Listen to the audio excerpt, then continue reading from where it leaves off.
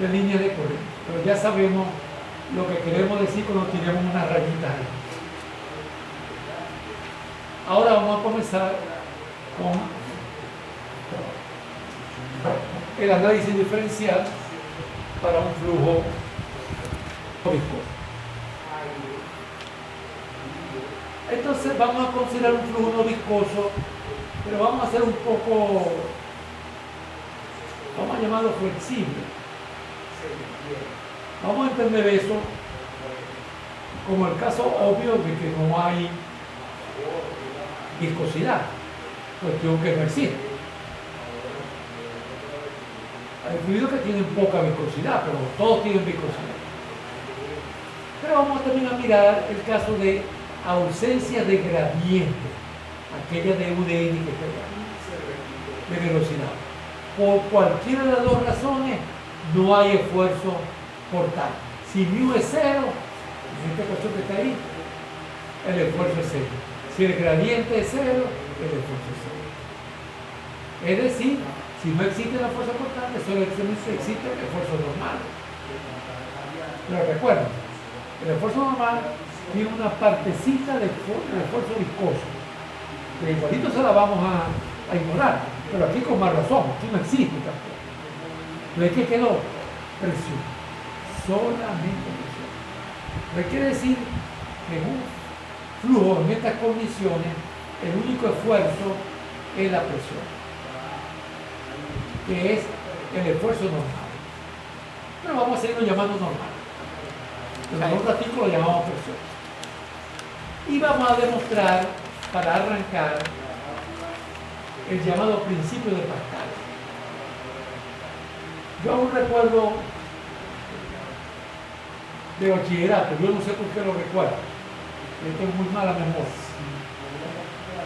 Cuando mi profesor de física habló de ese principio, él trazó algo como esto,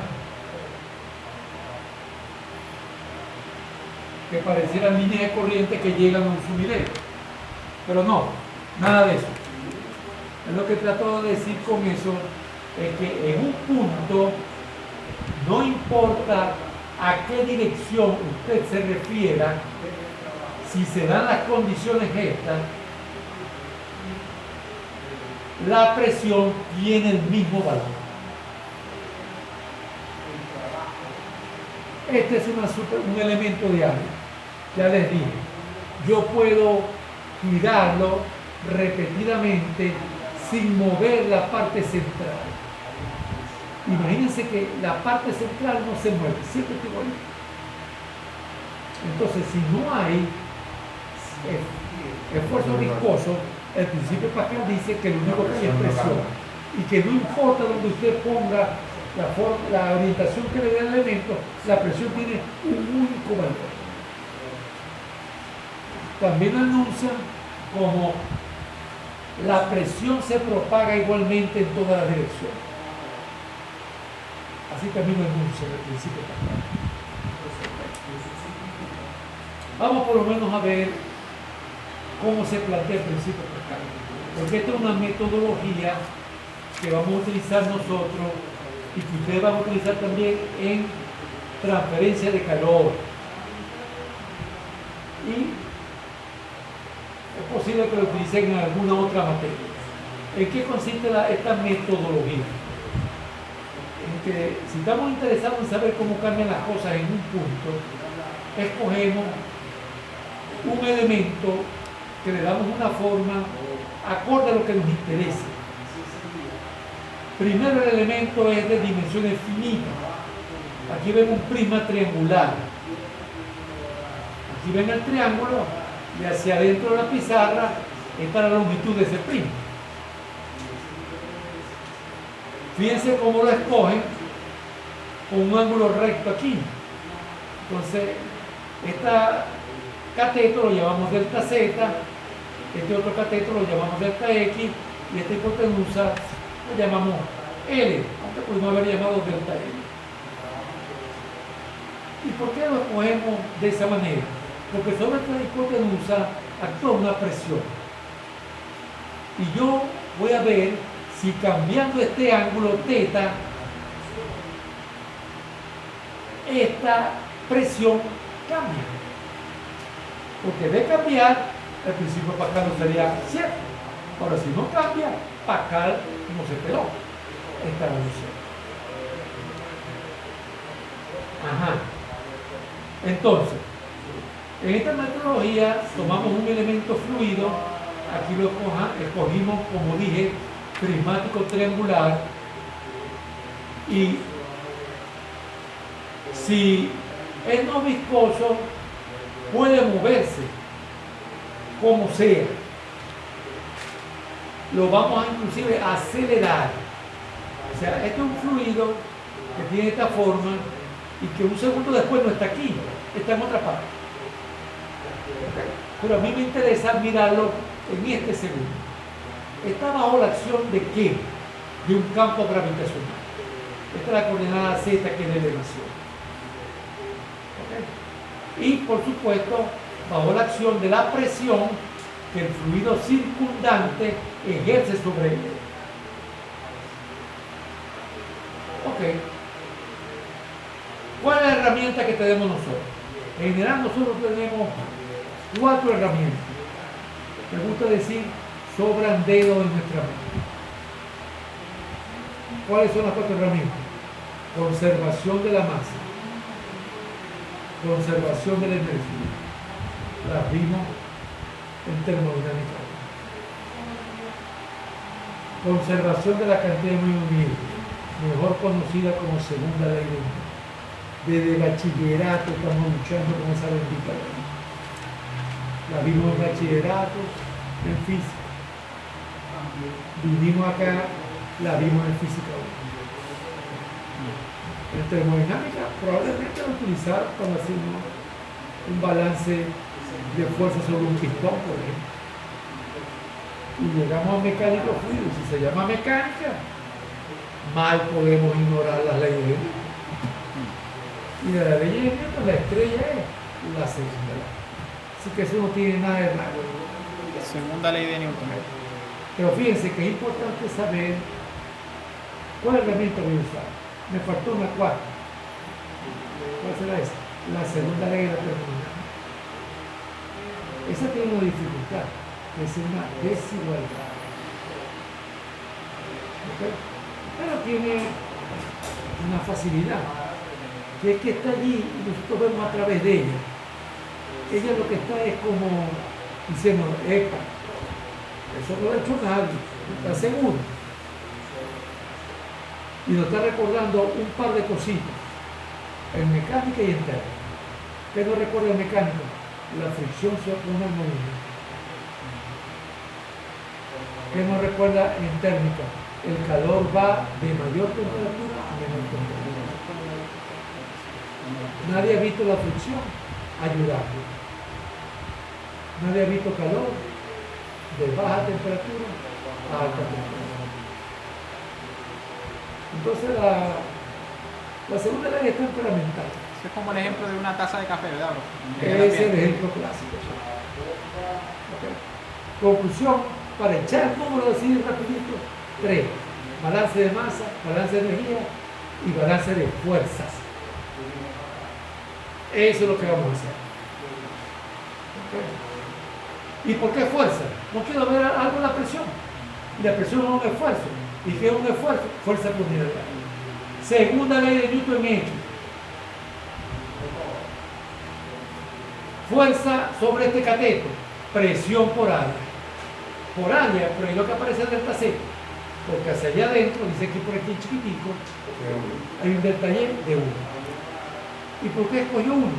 Porque quiero hacer la cosa bidimensional. ¿Y por qué la quiero hacer bidimensional? Por facilidad, para no llenar eso de figuras que nos cuesta ver. Más nada. O sea, obtenemos el resultado y lo extendemos si vemos que es posible a 3 dimensiones. Ok. ¿Qué otra fuerza hay? Aquí hay una fuerza, pero no es en X. ¿Cierto? La fuerza es hacia arriba, porque la presión es un esfuerzo normal y de compresión, apuntando hacia. Aquí también hay una presión, que la estoy llamando P3. ¿Ok? La multiplico por el área, que era la hipotenusa, que es L por 1, que no lo estoy poniendo. Y la proyecto en X, porque este ángulo que está aquí es el mismito que está aquí. Son lados mutuamente perpendiculares, ¿verdad? Esto que está aquí es perpendicular a esto. Y la presión que es perpendicular a la hipotenusa. Conclusión, este ángulo que está aquí es igual a esto. Aquí está proyectado. ¿Y por qué le pusiste menos? Porque va hacia abajo. Perdón, porque va hacia la izquierda, quise decir.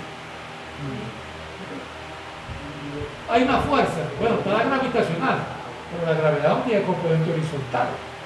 Y aquí hay una coordenada horizontal. ¿Cierto? Eso es igual a masa por aceleración. ¿Cuál es la masa de esto? Densidad por volumen. ¿Qué es esto que está entre paréntesis? El área de este triángulo. Pero no es volumen, claro, por delta X1 hacia adentro. Por cierto, aquí apareció delta X, aquí apareció delta X, aquí apareció delta X. Se cancela. Puede ser 1, puede ser 20, puede ser 800. Se va a cancelar. Esa es la verdadera razón.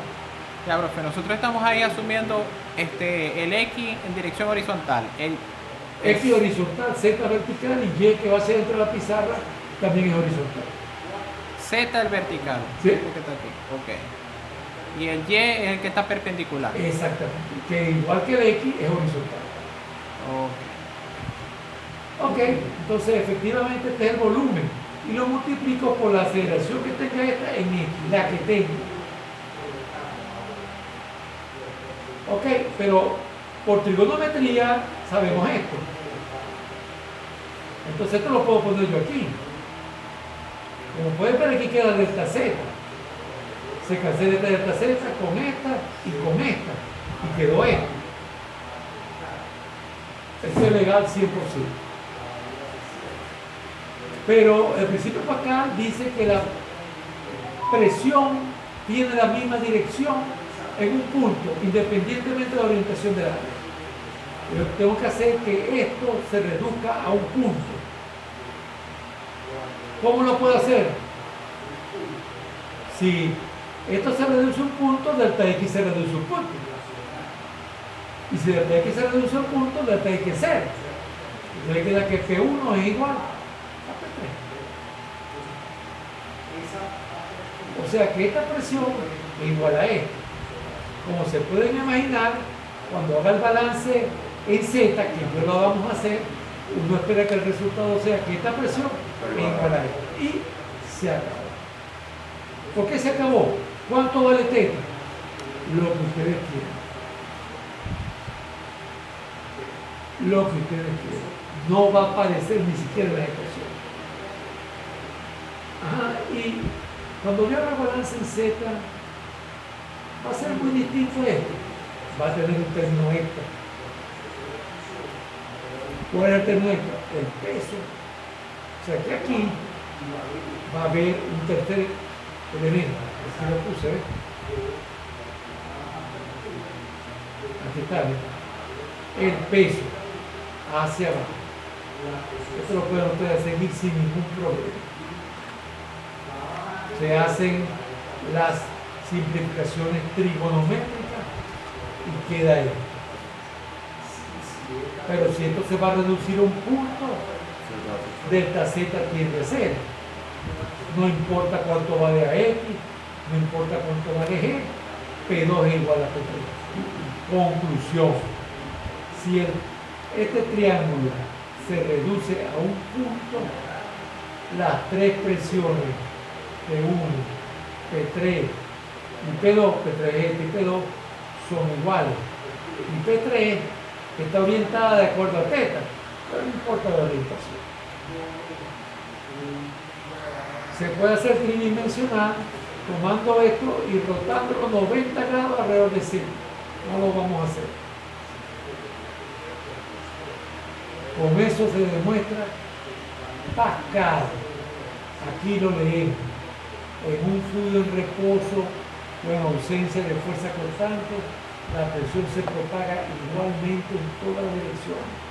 Es decir, los tres esfuerzos normales son uno solo. Y ese es la presión. El signo menos, porque la presión es un esfuerzo de compresión. Y si hay viscosidad, entonces debemos saber qué pasa. Bueno, muy sencillo, ya lo dijimos. Los tres esfuerzos normales difieren en una cantidad usualmente insignificante.